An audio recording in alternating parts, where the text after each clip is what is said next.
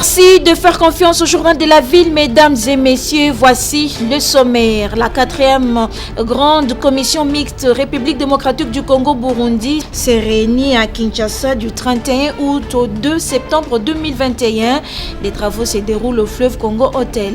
Les experts burundais et congolais répartis en différentes commissions prennent part à cette commission qui sera sanctionnée par un accord général de coopération. Gouvernance et leadership féminin, rôle et responsabilité des femmes leaders politiques et des organisations féminines de la société civile congolaise. Tel est le thème qui a mis autour d'une table les femmes. C'est mardi 31 août au cours d'une séance de restitution sur le leadership féminin organisée par les réseaux CRI de la femme. C'est tout pour le sommaire, mesdames et messieurs. Encore une fois, bienvenue dans ce journal. L'Assemblée nationale adopte en séance subséquente les deux textes de loi ci-dessus cités. 283 députés nationaux sur 287 ont, au cours de la plénière de ce lundi 30 août 2021, voté pour la 7e fois la loi portant prorogation de l'état de siège dans les provinces du Nord Kivu et Ituri.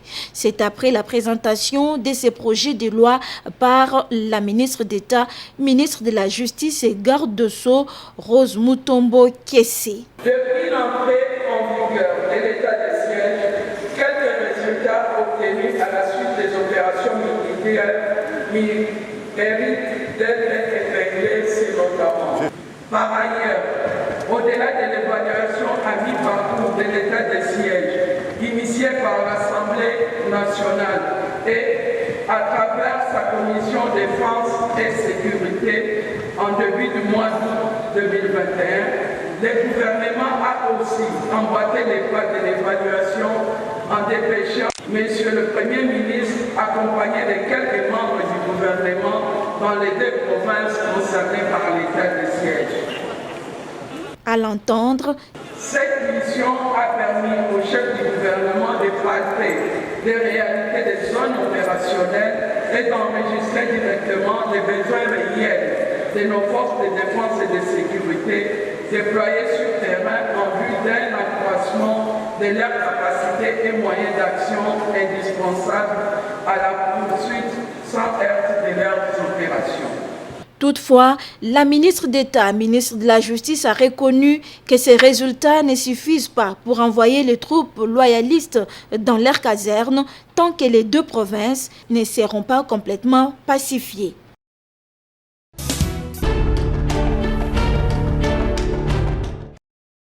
Présentation des 4 avant-projets des textes relatifs à la réforme du système pénitentiaire congolais en vue de leur examen à la commission interministérielle de loi et des textes réglementaires du gouvernement. Il s'agit de l'avant-projet de loi portant principes fondamentaux au régime pénitentiaire, de l'avant-projet de loi portant statut particulier du personnel de l'administration pénitentiaire, le projet de décret portant régime pénitentiaire et le projet des décrets portant création, organisation et fonctionnement de la direction générale de l'administration pénitentiaire.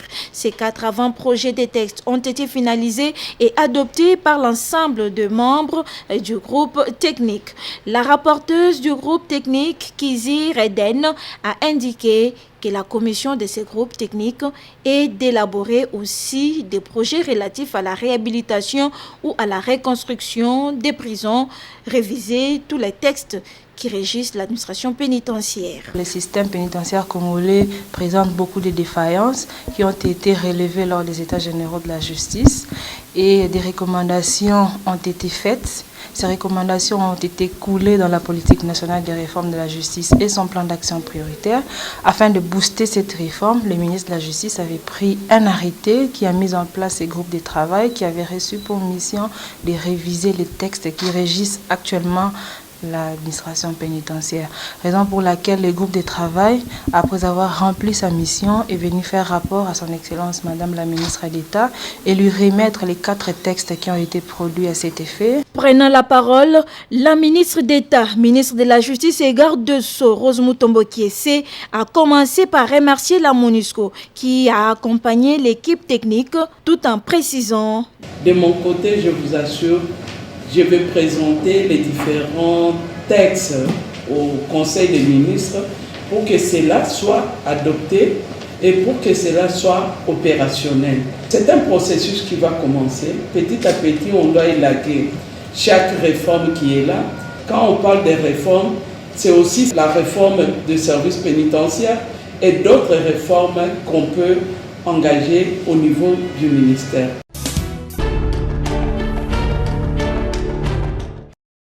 Une séance de restitution sur le leadership, le féminisme et la gouvernance organisée ce mardi 31 août 2021 par les réseaux Cris de la femme que coordonne Jeanne Kabouo au cadre permanent des concertations de la femme.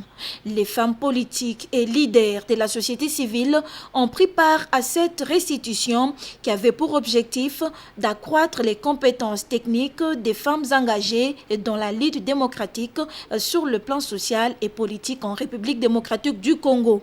Au cours de cette restitution, les femmes engagées et leaders ont eu à partager leurs expériences avec leurs collègues femmes et plusieurs exposés ont été présentés par les femmes et une réflexion en groupe sur le leadership féminin efficace, un travail salué par les participantes. Nous avons apprécié ce partage. Nous voudrions que cette restitution puisse vraiment tenir compte de la réalité de ce que vit la femme congolaise sur le terrain. Parce que la formation qu'on a tendance à recevoir vient des Occidentaux et il faudrait tenir compte de ce que nous vivons ici. Nous avons l'horizon 2023 qui nous attend. Nous sommes vraiment dans l'obligation de préparer notre entourage, de partager notre vision avec toutes les femmes qui sont tout autour de nous. Et pour la coordonnatrice du réseau Cris de la femme, Jeanne Kabouo, en organisant cette séance de restitution. Nous voulons partager avec les femmes les acquis de la formation que nous avions reçue de la part du Fonds pour les femmes congolaises, le FFC, sur le leadership féminin et la bonne gouvernance, rôle et responsabilité. Nous voulons former un mouvement féminin très fort des femmes de la société civile et celles qui sont dans la politique.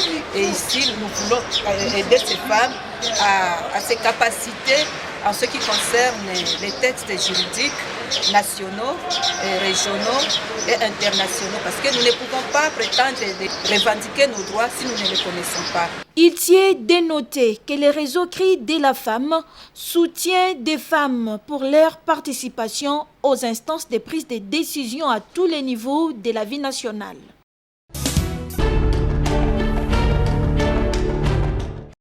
Ouverte le samedi 28 août 2021 à Johannesburg, en Afrique du Sud, la session de présentation des projets et d'équipements médicaux en vue d'un partenariat entre le ministère de la Santé publique, Hygiène et Prévention et la multinationale Philips s'est clôturée ce dimanche 29 août sous une note satisfaisante. Dans son mot de clôture, le ministre de la Santé publique, Hygiène et Prévention, Dr Jean-Jacques Mbongani Mbanda, s'est félicité du déroulement de ces assises. Je commencerai par féliciter tous les intervenants de ce jour et même d'hier, parce que ça nous a permis réellement d'échanger sur le besoin de la République démocratique du Congo dans le secteur de la santé. Point de besoin de rappeler que nous devons absolument renforcer le système sanitaire dans notre pays. Et comme je l'avais dit d'entrée de jeu, nous sommes à la bonne adresse. Dr Jean-Jacques Mbongani dit avoir apprécié à sa juste valeur la présentation des pistes de solutions dégagées par Philips et les experts de son ministère pour la présentation des besoins de la RDC. Je pense que très rapidement, les deux équipes vont continuer à travailler pour que nous tombions d'accord sur un mode de fonctionnement. La République démocratique du Congo est engagée à donner à sa population les soins de santé nécessaires et Philips est une des solutions. Pour sa part, Hugo Monsagna, manager Solutions Philips, basé à Dubaï, aux Émirats Arabes Unis, intervenant par visioconférence, a salué le travail accompli par la délégation de la RDC au niveau préparatoire pour la matérialisation de la couverture santé universelle. Alors, comme Roelof l'a indiqué, donc nous sommes prêts et nous avons toutes les capacités pour travailler avec vous, même dans le timing que vous avez indiqué. Donc, si on fait effectivement un atelier à la fin du mois de septembre, début octobre, nous allons amener dans cet atelier les spécialistes qui sont nécessaires pour toute la chaîne de valeur. Donc, au niveau technique, au niveau du pricing des équipements, mais aussi directement de la maintenance, aussi les spécialistes pour le financement, les spécialistes aussi pour le product management.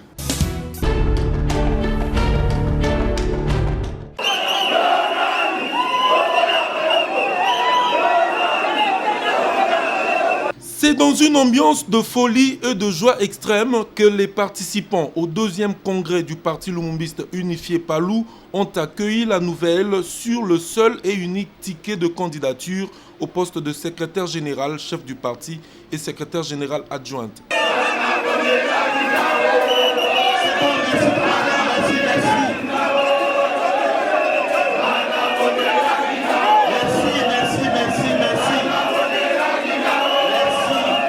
À l'unanimité et sans contestation aucune, tous les congressistes, comme un seul homme, ont porté leur choix sur la personne du professeur Godefroid Mayobo ainsi que sa colistière, la sénatrice Ida Nzumba, élue respectivement secrétaire général et secrétaire général adjointe du PALU. Dans son mot, le nouveau CG et successeur du patriarche et vénérable Antoine Gizenga a remercié ses pairs pour la confiance et le choix porté sur ces 2 hauts cadres du parti, le rassurant par ailleurs qu'ils seront toujours là, disponibles et à l'écoute des militantes et militants. Estimés camarades membres du 2e congrès, je ne veux pas être long dans ce petit mot de remerciement. Vous qui êtes venus finalement consolider la machine, arrêter le danger qui guettait cette machine politique qui risquait de s'arrêter. Vous venez de nous le dire, vous deux là, continuez. Vous deux là, nous pensons que vous êtes les mieux placés pour perpétuer cette œuvre-là. Merci beaucoup, merci infiniment. Notre comportement vis-à-vis de vous, vous verrez que c'est le comportement des chefs révolutionnaires. Pas de barrières, pas d'éloignement, pas d'attitude petite bourgeoise. Nous serons toujours avec vous, vous verrez. Et à ce moment-là, tout ce qu'il faut vous dire, tout ce qu'il faut vous apprendre, tout ce qu'il faut apprendre de vous, nous le ferons. Juste après, et par la même occasion, les congressistes ont procédé par consensus et selon les aires géographiques à la désignation de nouveaux membres du bureau politique, conformément aux statuts et textes du parti, lesquels ont été présentés séance tenante. Débuté le dimanche 22 et clôturé le vendredi 27 août à Kinshasa, le 2e congrès du PALU a bel et bien vécu, nonobstant les élucubrations des prophètes de malheur et les oiseaux de mauvais augure. À l'issue de ces intenses travaux, il en résulte des nouveaux dirigeants à la tête du parti et plusieurs recommandations, 28 au total.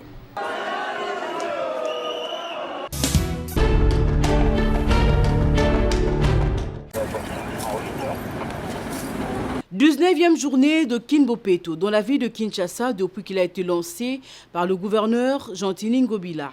Le samedi 28 août, dans la commune de Lansele, le bourgmestre José Mota a sillonné tous les quartiers de sa municipalité.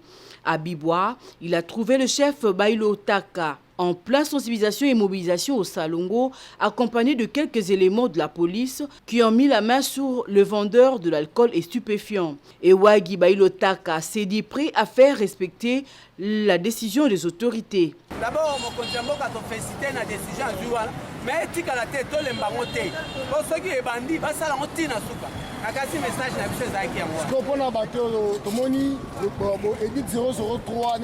Le bourgmestre de l'Ansélé a clôturé sa ronde à Kimpoko, non loin de Mayapembe, où la SECO et le chef de quartier ont exécuté l'assainissement. Ici, il a lui-même prêché par l'exemple pour inviter la population à emboîter le pas dans une stratégie de collaboration.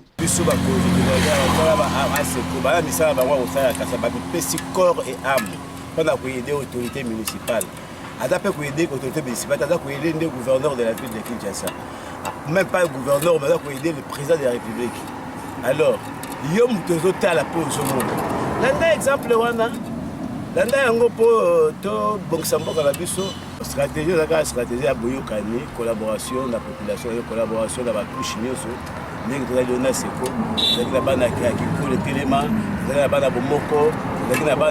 Donc c'est ça, la collaboration entre l'autorité et ses habitants, et ses résidents, c'est tout. José Mota, bourgmestre de l'Ansélé, ne se contente pas de son bureau, mais il est toujours sur le terrain pour servir. Chapeau bas, la commune de l'Ansélé brille déjà de 1000 feux.